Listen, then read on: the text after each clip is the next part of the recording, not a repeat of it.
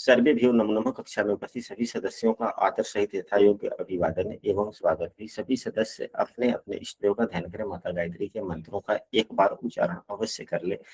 साथ ही अपने प्रेरणा के स्रोत एवं अपने गुरुजनों को भी अंतर्मन से अभिवादन कर ले। हम लोगों के द्वारा नियमित रूप से पूर्णी प्रदेश पर आधारित कक्षा आयोजित की जाती है।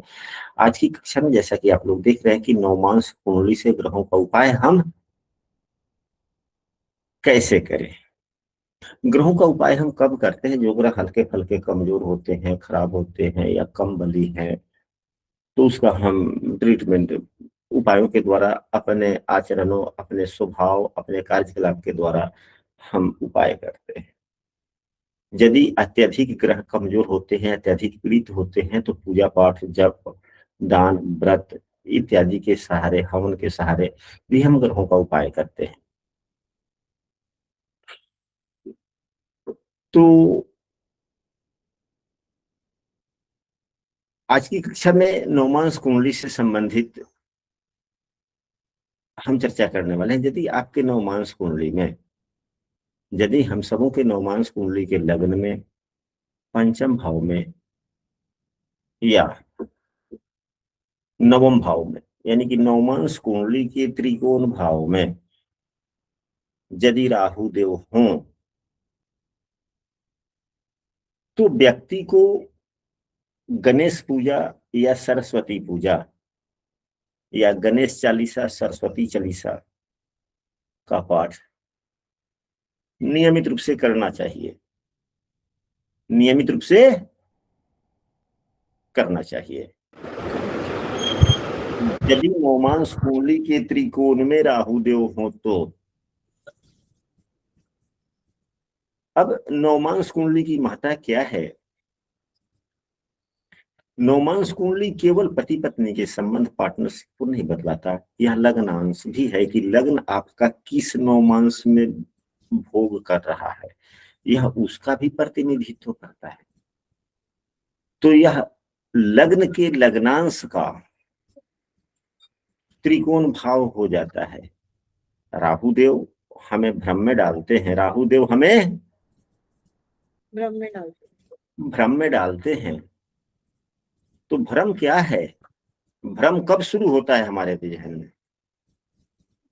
जब हमारे पास में ज्ञान की जितना ही अत्यधिक कमी होती है, यानी कि हमारे पास में ज्ञान जितना ही कम है, उतना ही हम अधिक भ्रमित होते हैं।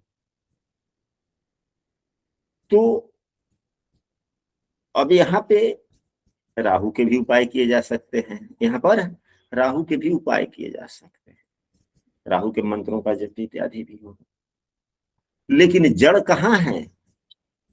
जड़ तो अज्ञानता है या विवेकशीलता की कमी है, तभी तो मन भ्रम में जाता है। भ्रमित होना यानी कि ज्ञान रूपी अंधकार जब हमारे पास में है, तभी तो हम भ्रम में पड़ते हैं ना। जी गुरु जी। तो जब हमारा ज्ञान अंधकार में है तो हम भ्रम में चले जाते हैं, और भ्रम देने वाले राहु देव हैं। तो हम राहु देव का उपाय करें, या इसकी बेसिकली उपाय यही है कि हम अपने ज्ञान को ही बढ़ा लें। तो ज्ञान कहाँ से बढ़ेगा? भगवान गणेश जो बुद्धि के प्रदाता है, या माता सरस्वती जो ज्ञान के प्रदाता है।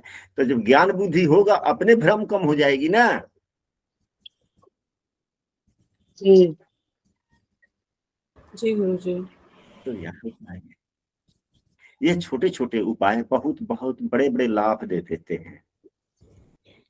गुरु जी, तो ये नवांश में ही देखना है, लगन में भी अगर राहु देव अगर लगन में हो, मतलब तब भी ये कर सकते हैं? नहीं कर सकते हैं, ये तो वंदना है, कभी नुकसानदायक थोड़े है। लेकिन यदि नवमांश के पंचम भाव में, लग्न में या नवम भाव में राहु देव हो तो अवश्य ही करें। जी गुरु जी।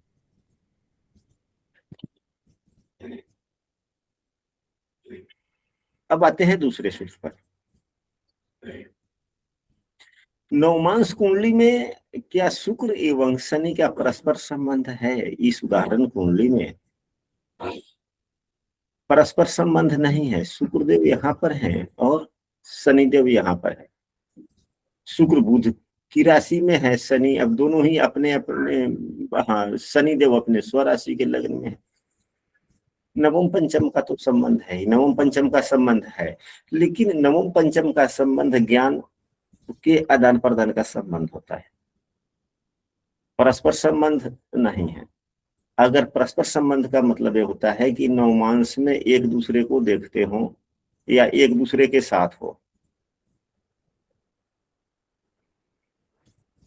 यदि शुक्र एवं शनि दोनों की युति हो या परस्पर नवमांश में एक दूसरे को देख रहे हो, तो जीवन में एक चीज अवश्य पालन करें कि अपने घर या अपने घर के करीब के घर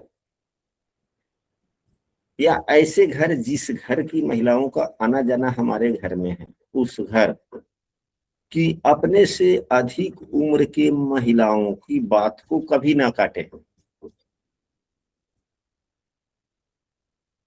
चाहे हल्का नुकसान ही क्यों ना हो रहा हो। कभी कभी ऐसे होते हैं कि जो हमसे अधिक उम्र के व्यक्ति होते हैं, उनका अनुभव हमसे काफी ज्यादा होता है, वो छोटी मोटी नुकसान को भी टाल जाते हैं और होने वाले आगे बड़े फायदे को भी समझ जाते हैं। तो सीधे बोलते हैं कि बेटा यह ना करो, छोटा बड़ा नुकसान हो रहा है, जाने दे, हटाओ, बाद में जो होगा होगा। तो उनकी बात को मान लें, उनकी बात को मान लिया जाए, मान लिया जाए। यदि शुक्र शनि नवमांश कुंडली में परस्पर संबंध बना रहे हैं, युति में हैं, या एक दूसरे को देख रहे हैं, या एक नवमांश कुंडली में एक दूसरे की राशि में, अब यहीं पे शनिदेव शुक्र की राशि में होते, शनिदेव शुक्र की राशि में होते और शुक्रदेव शनि की राशि में होते, तो परस्पर संबंध माना जाता है। यह उपाय करने आवश्यक थे। अब यह दो उपाय हुए। तीसरा, आप सभी अपने अपने सूर्य देव को देखें कि लग्न कुंडली में किस राशि में है, नवमांश कुंडली में किस राशि में। क्या शुक्रदेव नहीं, सूर्य देव, आपके सूर्य देव नवमांश कुंडली में किस राशि में है। किसी न किसी राशि में तो होंगे, ऐसी बात थोड़े है कि हाँ आपके कुंडली में सूर्यदेव है ही नहीं, या लग्न कुंडली में तो सूर्यदेव है लेकिन नवमांश कुंडली में उनको स्थान नहीं मिला इसलिए वो नहीं है, किसी न किसी राशि में तो। जी गुरु जी, कर्क राशि में है, लग्न में। अब सूर्य देव को नवमांश कुंडली में देखें, क्या वह 1 या 8 नंबर की राशि में है। नहीं, इसमें भी 5वें भाव में, कर्क राशि में। ठीक है, तो अब जब शुरू हुई है तो 1 से लेकर 12 राशि तक हम लोग अध्ययन करेंगे, तो मेष से ही शुरू होगा ना। जी गुरु जी। तो यदि सूर्यदेव आपके मेष राशि में या वृश्चिक राशि में नवमांश कुंडली में है, इसका मतलब है कि आपके सूर्यदेव नवमांश कुंडली में मंगल की राशि में है। सूर्यदेव आपके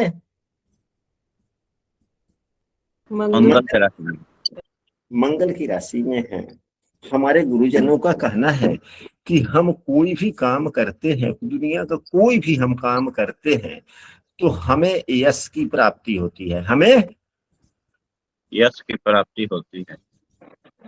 अब वह यश प्लस में भी हो सकता है, माइनस में भी हो सकता है।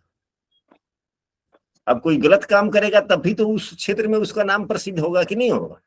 जी गुरु, वह भी एक प्रकार का यश ही है, वह यश नीचे की तरफ जा रहा है। और एक यश होता है जो बोलते हुए व्यक्ति का मन प्रफुल्लित होता है, तो वह यश ऊपर की तरफ जा रहा है ना। जी। तो सभी व्यक्ति के जीवन में सकारात्मक यश फैले, यही भगवान से सभी कोई मांगता है। तो अब सूर्य देव जो प्रमुख रूप से यश प्रदान करने वाले हैं, हमारे कार्यों को सिद्धि प्रदान करने वाले हैं, वह यदि नवमांश में मंगल की राशि में है तो मंगल देव का उपाय करना चाहिए, क्योंकि नवमांश कुंडली में जो ग्रह जिस राशि में होता है उसी के अनुसार उसका स्वभाव हो जाता है, उसी के अनुसार उसका स्वभाव हो जाता है। प्रभाव हो जाता है। ऐसा तो हम सभी पहले से पढ़े हुए हैं या जानते हैं या पुस्तकों में भी वर्णित है, गुरुजन भी कहते हैं। तो सूर्य देव जब मंगल की राशि में चले गए तो मंगल क्या कहता है, सूर्य देव को क्या पसंद होगा, मंगल का काम पसंद होगा। तब मंगल का काम क्या है, फिजिकल मजबूती, मंगल का काम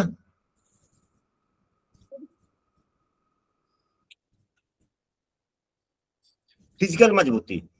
तो हमें अपने जीवन में नियमित रूप से, चाहे जितना ही देर हो, चाहे पुरुष हो या महिला हो, व्यायाम अवश्य करना चाहिए।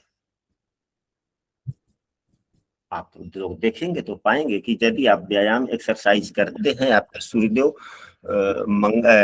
मेष या वृश्चिक राशि में नवमांश कुंडली में है, तो जब तक आप एक्सरसाइज कर रहे हैं, व्यायाम कर रहे हैं, यह आपके आत्मविश्वास को बढ़ाता है। या क्या करता है, आत्मविश्वास को बढ़ाता है। अब हम आते हैं, अब सूर्य के बाद में चंद्रमा, हाँ मंगल एक राशि, चलिए हाँ। अगर अब इसके बाद में, मंगल के बाद में आते हैं, एक के बाद में 2 नंबर की राशि आती है जिसके स्वामी शुक्रदेव होते हैं, जिसके स्वामी शुक्रदेव शुक्रदेव होते हैं। तो अगर आपके सूर्यदेव, यदि आपके सूर्यदेव शुक्र की राशि में है, तो अपने जीवन साथी के प्रति समर्पित रहें, अपने जीवन साथी के प्रति। और वैसे सभी आदमी जीवन साथी के प्रति तो समर्पित रहता ही है, लेकिन थोड़ा विशेष रूप से यदि शुक्र की राशि में है तो। साथ ही जो हमने उपायों पर जो चर्चा पहले की कि यदि शुक्र एवं शनि की युति हो तो हम क्या करें, और वह भी उपाय साथ में रखें। यानी कि अपने घर या अपने पड़ोस या वैसी हमसे अधिक उम्र की महिलाएं जो हमारे आंगन तक आती है, उनकी बातों का निरादर कम से कम किसी भी सूरत में नहीं करें, न करें, और अपने जीवन साथी के प्रति समर्पित रहें। यदि आपके सूर्यदेव मिथुन राशि या कन्या राशि में हैं, इसका मतलब है कि आपके सूर्यदेव नवमांश कुंडली में बुधदेव की राशि में है। बुधदेव का काम क्या है, पढ़ना। बुधदेव का काम क्या है, पढ़ना। पढ़ना। और भी दूसरा काम है, पढ़ लिख के काफी आगे बढ़ना, आगे बढ़ने के लिए पढ़ना, जी गुरु। बुधदेव का काम है।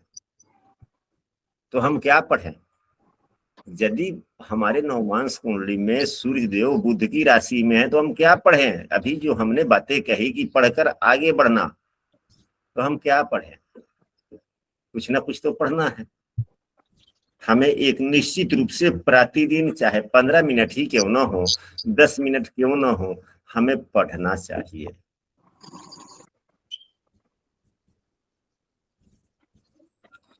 तो अपने पढ़ने के क्रम में किसी भी महापुरुष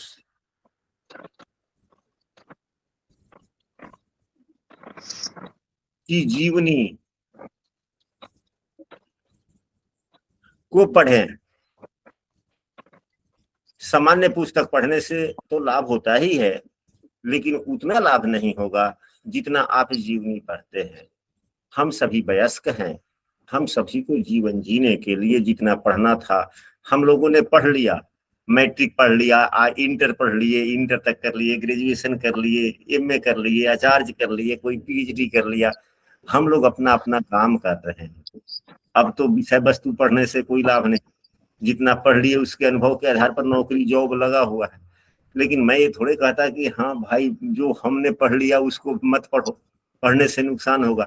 कोई भी चीज कुछ भी पढ़िएगा कुछ ना कुछ तो लाभ देगा ही लाभ देगा। लेकिन यहाँ पर यदि सूर्यदेव की बात की जाए तो सूर्यदेव आगे बढ़ना चाहते हैं, सूर्यदेव को हमें आगे बढ़ाना है। तो आगे बढ़ाने के लिए हमें संघर्ष करने पड़ते हैं, और जब हम संघर्ष करते हैं तो हमें हिम्मत चाहिए। तो सूर्यदेव बुध की राशि में है, सीखने वाली राशि में है, पढ़ने वाली राशि में है। तो महापुरुषों की जीवनी पढ़ेंगे तो हर महापुरुष के जीवनी में पढ़िएगा तो आप पाएंगे कि महापुरुषों की जीवनी संघर्ष से भरा पड़ा है। जीवन महापुरुषों का जीवन संघर्षों से भरा पड़ा है और उपलब्धियों से भी भरा पड़ा है।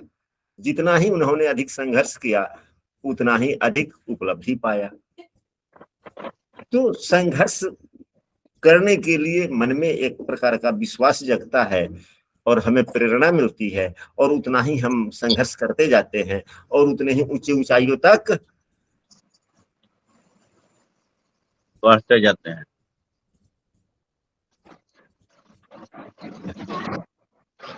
अब तो ये हो गया बुधदेव का। अब आते हैं चंद्रमा। क्या सूर्यदेव कर्क राशि में है? नवमांश कुंडली में भाव कोई भी हो सकता है, भाव कोई भी हो सकता है। तो कम से कम सप्ताह में एक दिन, खास करके यदि रविवार का दिन हो तो और उत्तम है। सुबह का समय हो तो भी ठीक है, और नहीं तो अपने हिसाब से अपना समय का चयन कर ले कि आपको फुर्सत कब मिलता है। शाम का भी ठीक रहेगा क्योंकि सूर्यदेव को देखना है।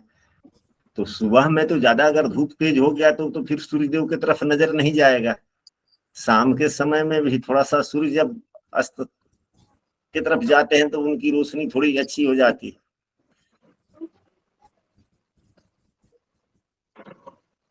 और अस्त के समय का जो सूर्य का रूप होता है, अस्त के समय में जो सूर्यदेव का रूप होता है वह किस भगवान का होता है?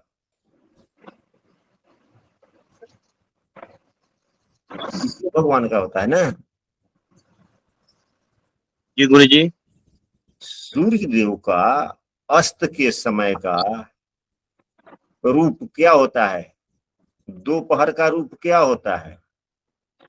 सुबह का रूप क्या होता है?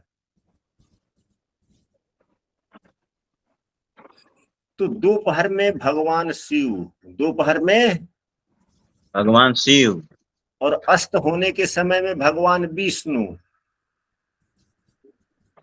और सुबह के समय में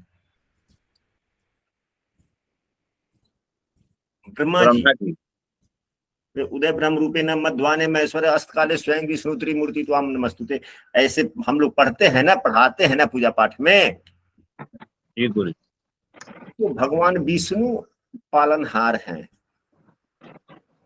और ब्रह्मा जी सृजनहार हैं। तो सुबह के समय का अच्छा होता है, तो शाम भी कोई खराब नहीं है। हम अपने यश को बढ़ाने के लिए नए नए कार्यों का सृजन करते हैं, नए नए कार्यों का सृजन करते हैं। सृजन करते हैं। तो सुबह का समय हो, रविवार का दिन हो, और यदि हमारे घर के अगल बगल में कोई तालाब वगैरह हो, क्योंकि यह कर्क राशि में है, तो कर्क राशि तो जल का प्रतिनिधित्व करता है, जल का प्रतिनिधित्व करते हैं। तो तालाब के किनारे, नदी के किनारे, तो यह तो गांव देहात में ही संभव है, शहर बाजार में कहाँ से संभव है, लोग फ्लैट में रहते हैं, अब तालाब में कौन जाए। तो सुबह के समय ही ऐसी जगह पे बैठे, घर में या लॉन में या बालकनी में, जहां पे सूर्य की किरणें पड़े शरीर पर दिखलाई दे, हम सामने एक लोटा जल रख के मनन चिंतन करें। सामने एक लोटा जल ले लें। जल रखकर मनन चिंतन करें, सूर्यदेव को अर्घ्य दें।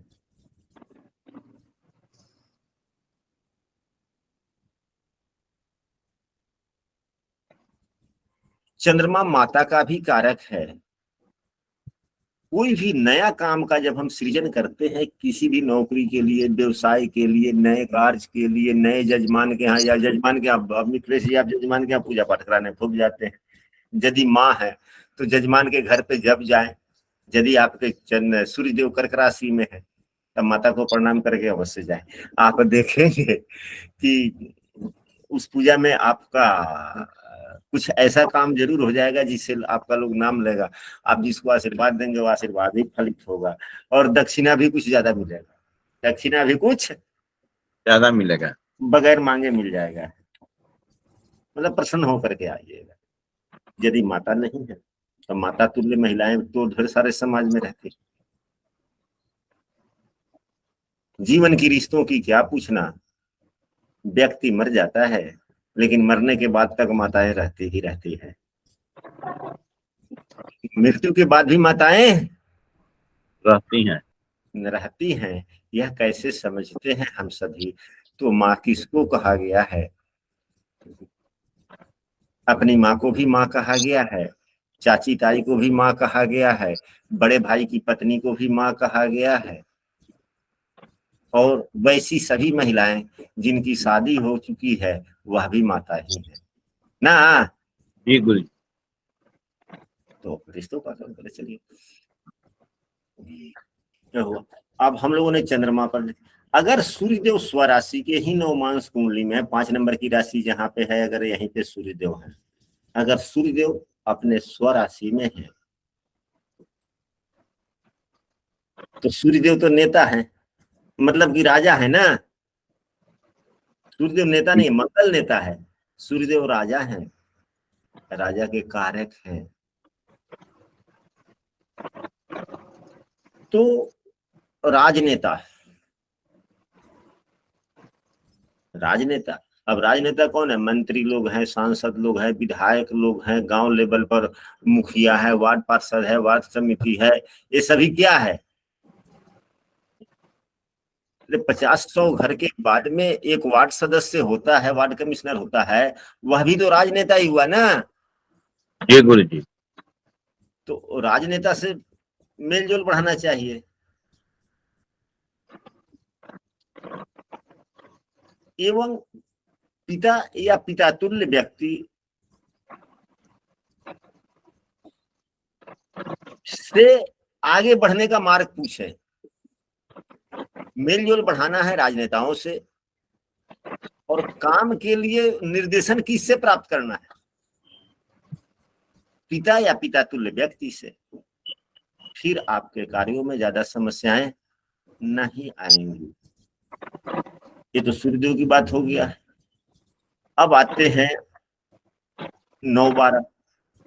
यदि सूर्यदेव देवगुरु बृहस्पति की राशि में हो, यदि सूर्यदेव देवगुरु बृहस्पति की राशि में हो, अभी तक हम लोगों ने मंगल देव की राशियों के बारे में चर्चा कर लिया, शुक्रदेव की राशियों के बारे में चर्चा कर लिया, बुध देव की राशियों के बारे में चर्चा कर लिया, चंद्रमा की राशियों के बारे में चर्चा कर लिया, सूर्यदेव की राशियों के बारे में चर्चा कर लिया। अब यदि सूर्यदेव नवमांश कुंडली में 9 या 12, यानी कि सूर्यदेव यहाँ पर हो या इस राशि में हो, तो क्या करना चाहिए?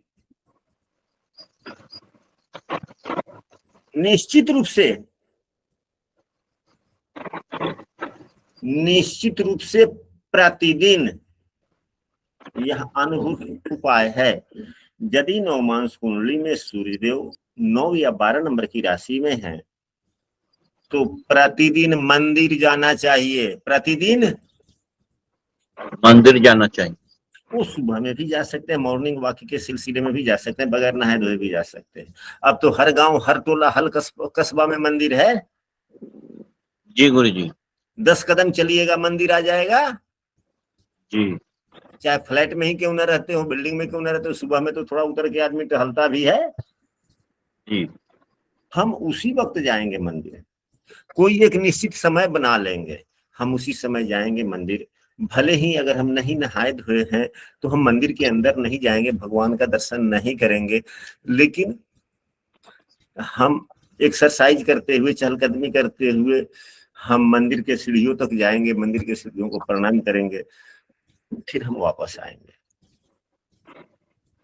यानी कि प्रतिदिन मंदिर जाना चाहिए। यदि किसी कारणवश आपके रूटीन में यह संभव नहीं हो पा रहा है, आप बड़े व्यस्त लोग हैं और प्रतिदिन जा रहे हैं अपने ड्यूटी पर, अपने गाड़ी से जा रहे हैं, बस से जा रहे हैं, प्राइवेट गाड़ी से जा रहे हैं या निजी गाड़ी से जा रहे हैं, अगर जा रहे हैं फिर हम क्या करें? बड़ा टफ शेड्यूल है, फुर्सत नहीं है मंदिर जाने आने का। तो आपके घर से लेके आपके ऑफिस तक जाने में, आपके घर से लेके आपके विद्यालय तक जाने में ढेर सारे मंदिर मिलते हैं, ढेर सारे मंदिर मिलते हैं। तो यदि हो सके आपके पास में समय है तो किसी भी मंदिर में प्रतिदिन मंदिर के अंदर जाकर दर्शन करते हुए जाएं। यदि वह भी संभव नहीं है तो मंदिर के सामने अपनी गाड़ी को रोकें, प्रणाम करें, चले जाएं, गाड़ी में ही बैठे बैठे। अगर आप निजी गाड़ी से नहीं जा रहे हैं, कोई दूसरे बस वगैरह से जा रहे हैं, तो आपके कहने से बस तो रोकेगा नहीं ना। नहीं गुरुजी। तो प्रयास करें कि जब भी मंदिर के नजदीक से होकर वह बस गुजरे तो कम से कम आंखें बंद कर अंतर मन से भगवान को प्रणाम करते हुए, यानी कि प्रतिदिन भगवत स्मरण मंदिर के सहारे करें तो बहुत अच्छा। एवं यदि सूर्य देव आपके 9 या 12 नंबर की राशि में, यानी कि गुरुदेव की राशि में है, तो आपके समाज, आपके परिवार, आपके मित्र गणों में ढेर सारे व्यक्ति ऐसे होंगे जो वृद्ध होंगे। भले आपका उम्र 25 वर्ष की क्यों नहीं है, लेकिन आपके जानकारी में आपके हित चाहने वाले काफी वृद्धजन भी होंगे। तो आप अपने किसी भी समस्याओं के लिए स्वयं निजी तौर पे फैसला न लें, अधिक से अधिक वृद्ध व्यक्तियों से जाकर विचार विमर्श करें, उनके अनुभव लें और फिर उन्हीं से निर्णय करवाएं कि हम अब क्या करें। यदि मेरे जगह पे आप होते तो आप क्या करते। फिर आप देखेंगे कि आपके सूर्यदेव धीरे धीरे और नामजश बढ़ता चला जाएगा।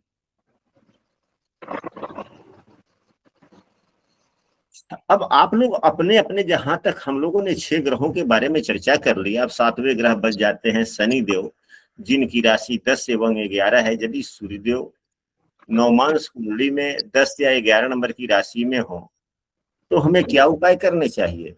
आप लोग अपने अपने, अब इतना 6 ग्रहों के सुनने समझने के बाद में आप लोग अपना अपना थोड़ा विचार, कोई भी एक व्यक्ति दे।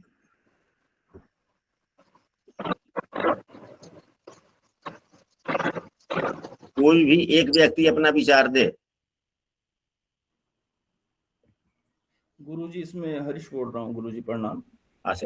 इसमें हम लोग ऐसे कर सकते हैं कि जैसे शनिदेव जी निर्धनों के प्रति या गरीबों के प्रति या संवेदना ज्यादा रखते हैं, सेवा भाव ज्यादा रखते हैं, तो मेरे हिसाब से कम शनिवार को एक सेवा भाव के भावना से किसी की मदद करना, किसी की सहायता करना, वो हमें करना चाहिए। हाँ, या उनकी वस्तुओं का दान जो रहता है, काली वस्तुओं का दान, जो भी उनके दान तुल्य वस्तुएं रहती हैं, उनका दान उस शनिवार को करना चाहिए। जिनकी सेवा हो सके उनकी सेवा करनी चाहिए किसी भी तरह। शनिवार के शनि की वस्तुओं का दान करेंगे तब तो वो तो शनि का उपाय हो गया ना, सूर्य के उपाय के शनि का उपाय हो गया। हमें शनि का उपाय नहीं करना है, हमें सूर्य का उपाय करना है। गुरुजी, अपने दायित्वों का निर्वहन करना, अपनी निष्ठा से टाइमिंग फॉलो करना, और मतलब हर एक के प्रति, अपने छोटों के प्रति, अपने से लेवल में नीचे के प्रति मतलब संभाव रखना, उनके लिए गलत नहीं करना। मतलब ये सभी शनि के उपाय हो गए। हमें नहीं करने के उपाय नहीं, उपाय है, उत्तम है, लेकिन ये शनि के उपाय हो गए। गुरुजी आप ही करें मार्गदर्शन। तो अभी पिता का सम्मान करें अपने। हाँ जी, अपने पिता का सम्मान करें, पिता की बात माने, उनसे बहस ना करें। तो उनसे बहस न करे। ये तो यदि सूर्य देव सिंह राशि में है तो यह उपाय हुआ ना। क्योंकि मतलब सूर्य का उपाय करना है, उस राशि के सहारे करना है जिस राशि में है। तो नवमांश में वह अगर सिंह राशि में है तो पिता वाली राशि में आ गए तो पिता का सम्मान करेंगे तो सूर्य देव और उत्तम हो जाएंगे। ये तो उत्तम बात है, लेकिन यह तो सिंह राशि वाली उपाय आपने कह दी। गुरुजी, राजा का कार्य होता है दायित्व प्रजा की सेवा करना, तो सेवा भाव भी रहेगा मेरे हिसाब से। अपने नौकर चाकरों के साथ मतलब गलत व्यवहार ना करें। ये तो आपका दायित्व हो गया, यह तो आपका दायित्व है। जी तो अगर यह आपने किया तो अपने दायित्वों का निर्वहन किया, उपाय कहाँ किया। जी अब सुनिए, हम बताते हैं। यदि नवमांश में सूर्यदेव शनि की राशि में हो, यानी कि 10 या 11 नंबर की राशि में हो, जो शनि देव की राशि है, इस राशि में यदि सूर्यदेव हैं तो यह शनि की राशि है,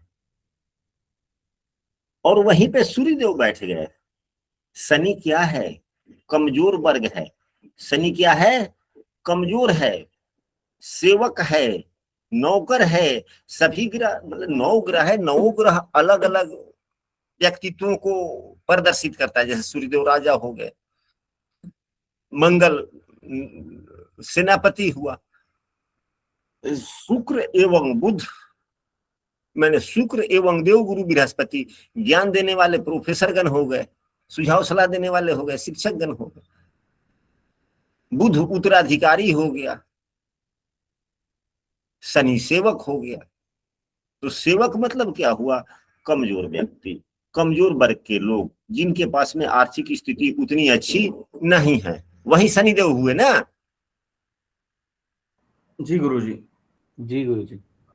तो जो कमजोर व्यक्ति है या जो मजदूर टाइप का जो लोग है, अगर वह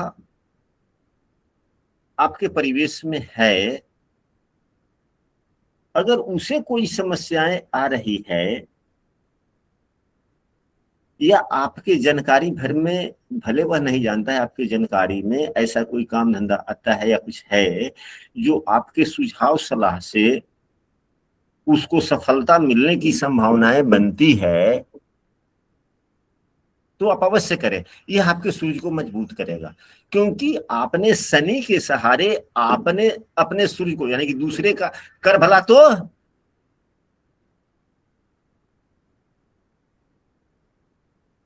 कर भला हो तो भला, हो।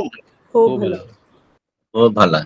तो हम सूर्य का उपाय कर रहे हैं कि हमारा यश बढ़े, हमारा यश बढ़े, हमारी मर्यादा बढ़े, हमारी प्रतिष्ठा बढ़े, हमारा नाम बढ़े, हम यह चाहते हैं। तो अगर सूर्यदेव शनि की राशि में है तो हम अपने से नीचे मजदूर वर्ग के लोगों का, यदि कोई मर्यादा वाली बात आती है तो उसके मर्यादा वृद्धि में हम सहयोगी बन जाएं। हम कि ऐसे ढंग से बने कि हमारा भी काम न रुके और उसको भी मदद हो जाए, यानी कि हम अपने आप को आगे करते हुए किसी दूसरे का रास्ता खोलवा दें। यानी कि जमीन से जुड़े व्यक्ति के सहारे,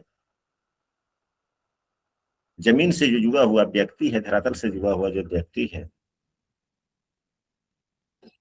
अगर उसको हम मदद करते हैं